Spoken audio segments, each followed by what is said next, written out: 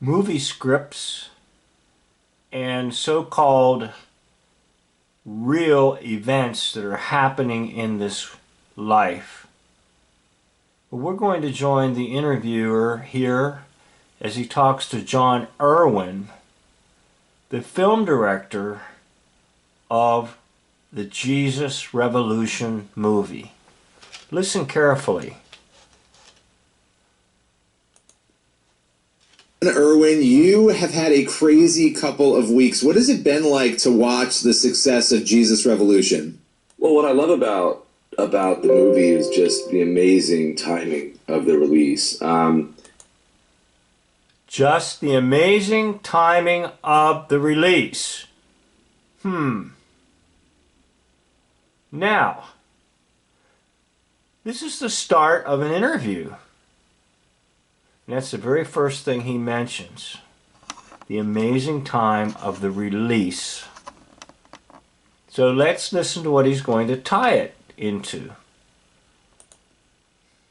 I bought the Time Magazine articles in my bag, literally, the Time Magazine cover story in 2015, and I've stayed with it that long. It was just something I got thoroughly fascinated with. I'm just curious by nature, and so I started really studying this last revival in America, and I felt gypped. Like, why can't my generation experience something like this? We needed, it seems like, such a similar time, and that was in 2015.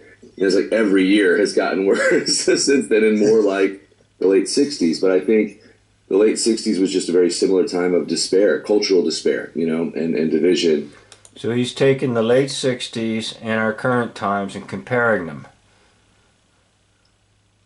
And then that's when God really broke through. And so, I just really fell in love with the time and fell in love with the story. And between every movie, I can only imagine, I still believe, American Underdog, I've been dreaming of getting this film made. And we tried to get it made before COVID shut the world down. And it was one of the more... No, that didn't shut the world down.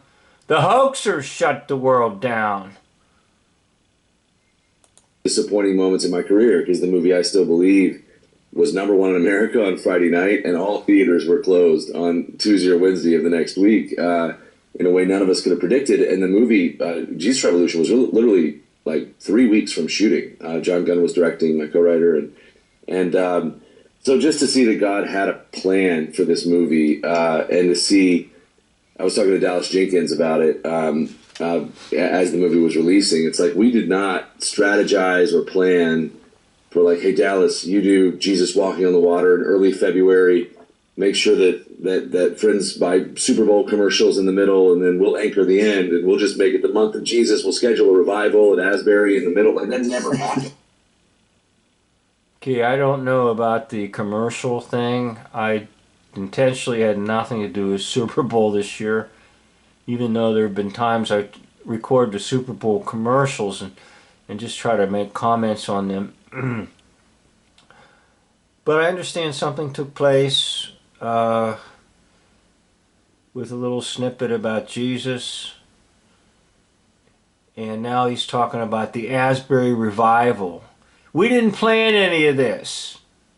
Right or wrong? It was just amazing, an amazing symphony of timing, and then the most...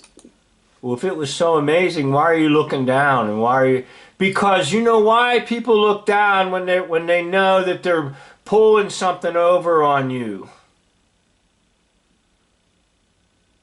In other words, it was coordinated. It was coordinated. The Asbury revival.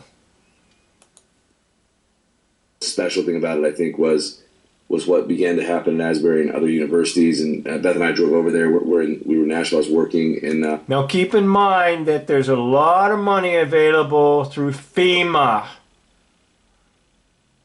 for filming and creating false, quote, news. A lot of money. And it all comes out of the passage of the Smith-Mont Modernization Act, whereby Everything you watch is propaganda. Everything. No exceptions. I hope I shock you enough to get you out of the news and get into God's Word instead. Anyhow, this director is trying to tell you how coincidental all this was. The Asbury Revival and the Jesus Revolution movie.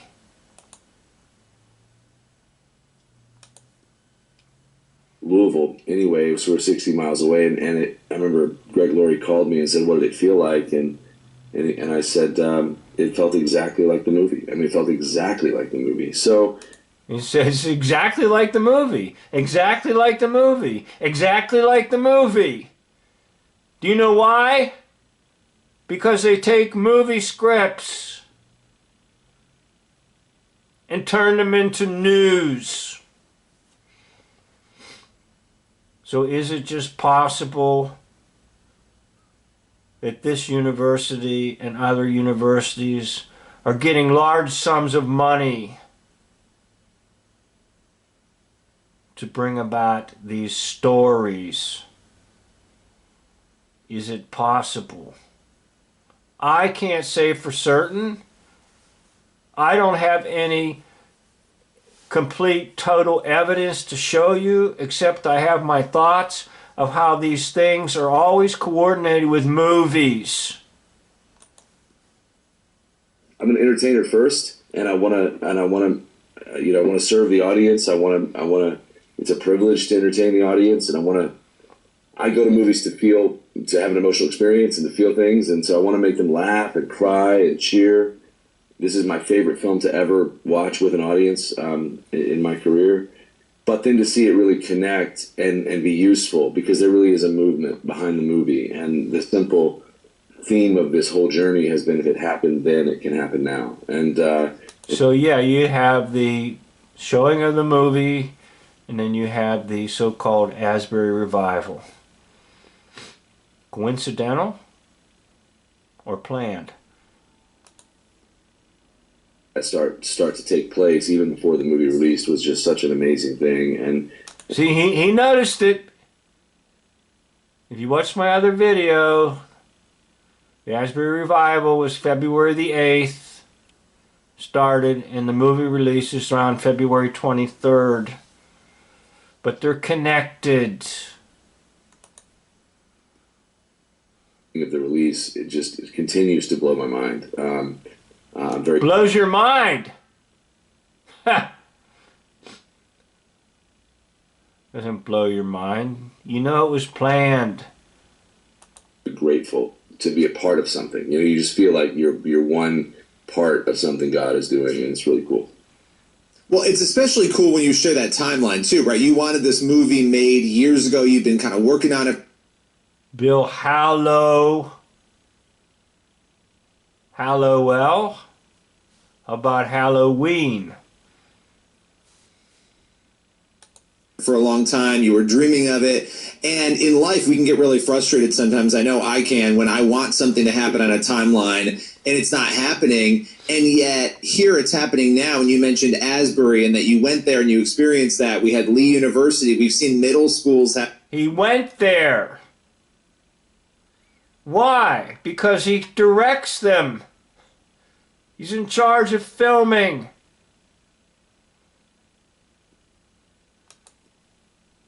Yeah. It really does feel like something is going on. You know, I've talked a lot about this with Damar Hamlin even, right? You had that thing where the nation is reacting in this prayerful way. You don't normally see ESPN become like a revival on the air where people are praying, right? So there's something going on. I mean, what is that? Yeah, what's going on is just control, that's all. Controlled opposition.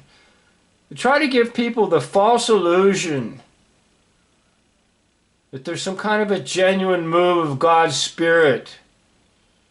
I don't think so. Everything I've seen about it was New Age and even satanic, playing Michael W. Smith's song. And he's a Satanist. Watch my video on Michael W. Smith. to about God's timing, right? You sort of just spoke to it, but Well, that fact that you were waiting, you know? Well, I think to whatever anyone's endeavor is, listening, whatever you're called to do, if you're really called to do it, just keep going. I think that's the lesson. What does the Bible say that Okay, so I'm going to stop that there, and I'm going to go back to another example of movie scripts and so-called news events. Now, this is the Ohio thing, train derailment.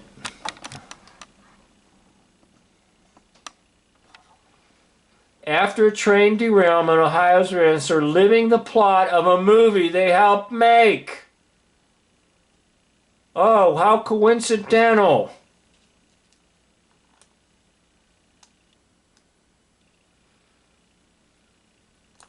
The movie White Noise.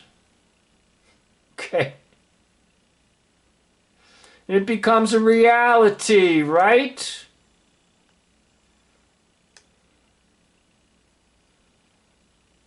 It's because Americans can't tell the difference between movie scripts and so-called news reality. Ooh, they got their little suits on. Remember, I tried to show you in my other video, China Syndrome, the movie, and 3 Mile Island. So supposedly a big train wreck does occur in Ohio. But they had just filmed the movie White Noise. So what do you think? Do you think this is genuine? This whole idea of the Asbury revival.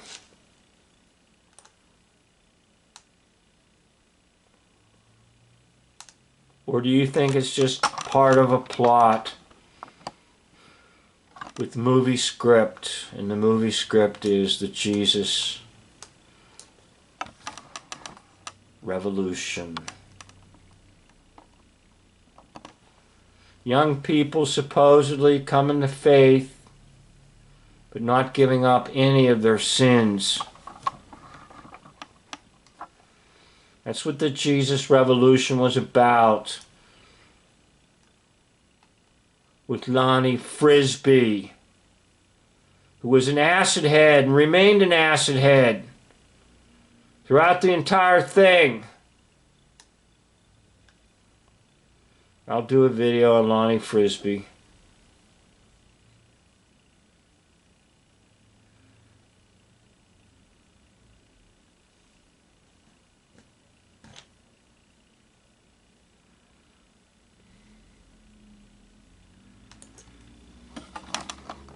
Well, anyhow, thank you for watching this video. End of video.